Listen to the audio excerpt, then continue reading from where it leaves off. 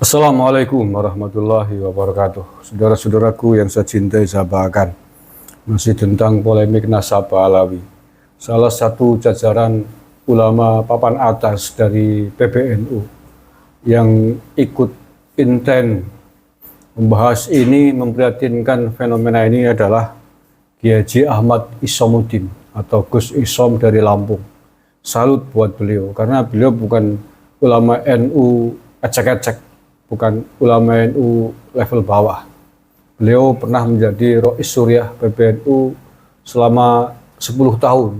Artinya memang kealimannya sudah tidak diragukan. Beliau ikut memperhatikan, ikut inten mengikuti dan membahas polemik nasab ini. Artinya apa? Bahwa polemik nasab Alawi ini memang bukan hal sepele yang bisa kita acuhkan, bisa kita lewatkan begitu saja. Karena menyangkut masa depan NU, menyangkut nasib para kader-kader NU dan seluruh warga Nahdien di Indonesia. Karena selama ini warga NU banyak dicekoki oleh doktrin-doktrin Habib yang notabene dipelihara, dirumat di kalangan kiai-kiai pesantren. Maka kalau beliau Gus Isom memperhatikan tentang polemik ini, menurut saya sangat pas betul demi keselamatan warga NU sendiri, agar menempatkan sesuatu pada tempatnya terkait para habaib ini. Nah, beberapa waktu terakhir Gus Isom itu banyak memberikan kritik melalui akun medsosnya, diantaranya Facebooknya, atas fenomena polemik nasab Alawi yang mengharu biru kalangan warga Nahdien di seluruh tanah air. Nah, berikut ini akan saya bacakan beberapa pendapat dan keprihatinan beliau terkait dengan polemik nasab ini. Ini ya, ini semuanya diambilkan dari postingan Facebooknya beliau Gus Isomuddin. Saya bacakan di antara postingan-postingan yang menyangkut hal tersebut ya.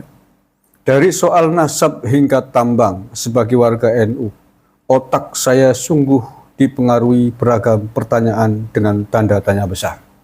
Ya, ini adalah otokritik yang sangat tajam untuk lingkungan organisasinya sendiri, dan ini wajar tentu, tidak hanya Gus Isom.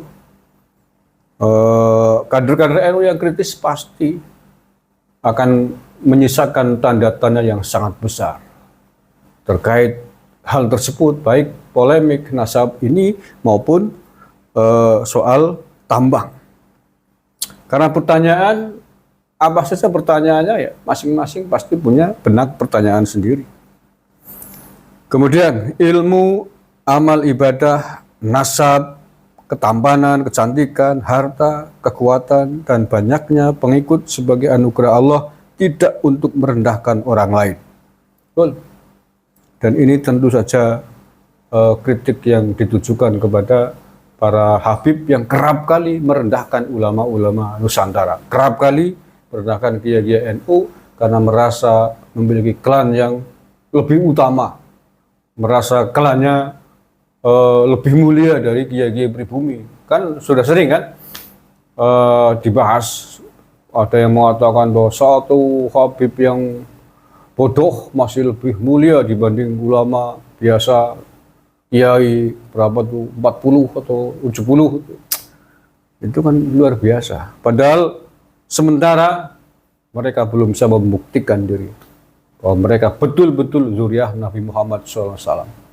Setidaknya dari beberapa penelitian yang sudah berlangsung, sudah kita bola-bali bahas dari sisi nasab, dari sisi cara, dan dari sisi DNA. Itu penting, itu menurut saya itu vital sekali.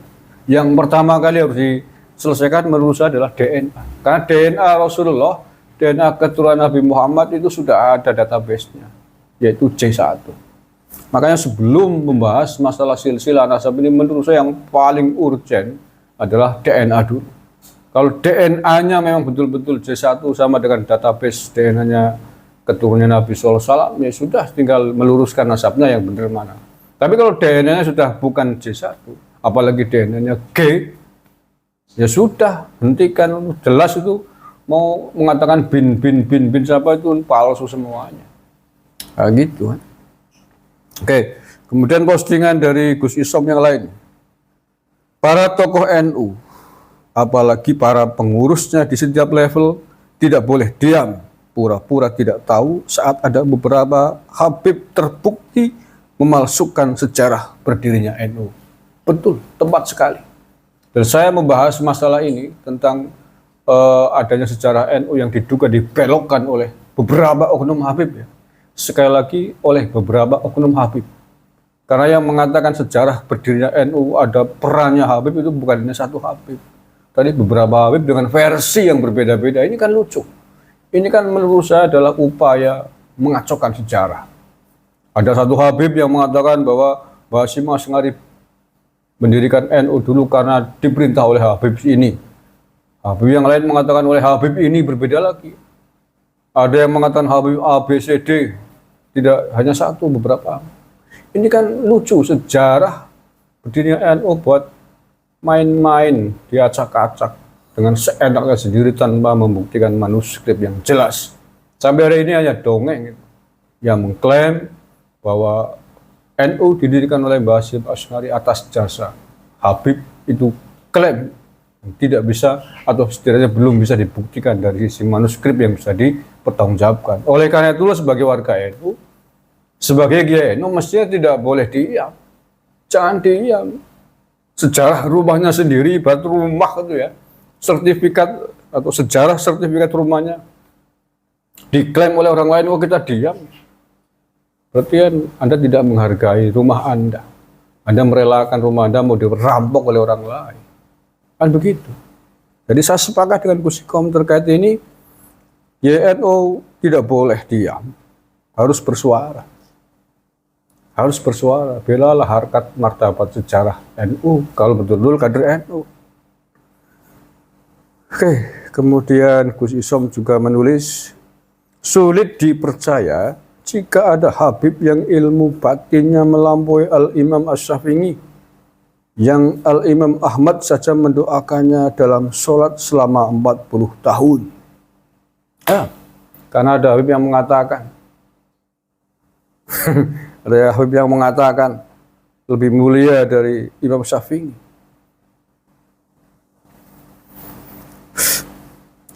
Allah karim. Ada lagi kemudian nih, beliau menulis juga, saya lihat video Habib yang hanya bisa jawab soal nasab dengan agitasi, provokasi, dan marah sambil mengancam akan memberi shock terapi tegangan tinggi. Ya. Tahu sendiri siapa kan yang ada shock terapi itu Habib dari Jawa Timur, Pak Muhdor. Bahkan terbaru, sudah saya tanggapi di video sebelum ini, ada Habib yang katanya doktor padahal, artinya punya akademisi yang tinggi. Habib dari Tuban itu, Habib Hussein. Bagaimana mungkin katanya punya jenjang akademik yang tinggi sampai level S3 mengatakan katanya orang yang membahas nasab, yang menanyakan dan menanggapi masalah nasab itu dikatakan sebagai gerombolan yang gagal. Sama aja mengatakan GNU yang hari ini sepakat untuk diselesaikan, ya termasuk Gus Isom, Kiai Imaduddin, Kiai Said Agil Sirot, Mbah Halwani yang mengatakan nah, ini harus dituntaskan agar tidak meninggalkan PR. Tiga anak cucu disebut gerombolan oleh orang bernama Hussein Tuban ini. Luar biasa, nggak bisa kita biarkan. Mestinya bukan dengan cara agitasi, bukan dengan cara pelecehan menanggapi ini. Ya tanggapilah dengan kapasitas ilmu pengetahuan sebagaimana diatur dalam ilmu nasab. Kayak gitu aja kok repot. Kalau bisa dijawab, dicari. Kalau nggak bisa, lempar handuk putih, menyerah. Dan yang terpenting, tes DNA. Dan itu bisa dilakukan oleh siapapun hari ini di era digital seperti ini. Buktikan secara digital, darah Anda, DNA Anda. DNA siapa? Udah nggak usah sulit-sulit, nggak usah buka-buka buku nasab. Dari itu sudah terjawab. Sekali lagi kalau DNA Anda adalah J1, Anda berarti benar sebagai zuriat Nabi. Soal silsilah bin-binnya itu nomor 2. Kan begitu. Tapi kalau sudah DNA-nya aja sudah bukan DNA-nya Rasulullah, ya sudah, Anda berarti bukan keturunan Nabi, bukan Ahlul Bait. Hentikan klaim-klaim Anda itu. Kayak, paham? Masih ada lagi nih. Tulisan dari Gus Isom. Ada Habib bilang Gus Yakut iblis. Diam saja. Sejarah NU dipalsukan, diam saja. Derajat kewalian Imam Syafi'i dihina, diam saja. Pura-pura tuli atau sangat takut kualat. Menurut saya, takut. Ini sangat disayangkan. Kader NU, penerusnya Mbah Hasyim As'ari, penerusnya Mbah Wahab Hasbullah yang gagah berani, penerusnya Mbah Abbas Buntet yang gagah berani. Setidaknya kita murid-murid beliau lah ya, baik kader NU. Kemudian takut hanya gara-gara keturunan imigran Yaman yang menghinakan, mencela, mencaci maki, mengiblis-ibliskan kita semua. Tentu saya sangat tidak layak dijuluki, disebut, menyandang gelar sebagai kader NU. Sangat tidak layak. Copot saja jaket-jaket NU kalian. Copot jaket-jaket Ansor kalian kalau tokoh-tokoh NU-nya saja, ketua umumnya, mantan panglima tertingginya, dihinakan, dikatain iblis, diam aja. Copot tuh seragam NU, seragam Ansor, bikin malu aja. Harusnya kita gagah berani. Lah ya, semboyannya kan. Siapapun yang senggol kayak kita porong habis. Faktanya diem aja. Prihatin. Oke lah. Terima kasih Gus Isom atas kepeduliannya ikut menyuarakan masalah ini. Demi apa? Semuanya adalah demi harkat marwah. Tidak hanya harkat dan marwah kita sebagai sesama kader NU, tapi harkat dan marwah bangsa dan negara. Karena NU adalah bagian besar dari negara ini. Keselamatan, harkat, wibawanya harus dijaga bersama-sama. Siapa yang menjaga? Ya kita semuanya. Kader-kader NU. Kalau kader NU-nya saja sudah nggak mampu menjaga, ya maka jangan salahkan kalau kemudian diinjak-injak terus oleh keturunan imigran Yaman ini. Karena kalian bungkam, kalian takut kualat dan lain sebagainya. Salah besar, kalian takut kualat dengan imigran-imigran Yaman. Mestinya ada takut kualat dengan Mbah Hasyim As'ari, Mbah Ulil Bangkalan, Syekh Abdul Karim Banten, Mbah Wahab Hasbullah, Mbah Abbas Buntet. Mestinya ada takut kualat dengan mereka. Bagaimana caranya? Bela harkat dan marwahnya beliau-beliau ini dari penghinaan-penghinaan, pelecehan-pelecehan yang dilakukan oleh para keturunan imigran Yaman ini. Terima kasih. Assalamualaikum warahmatullahi wabarakatuh.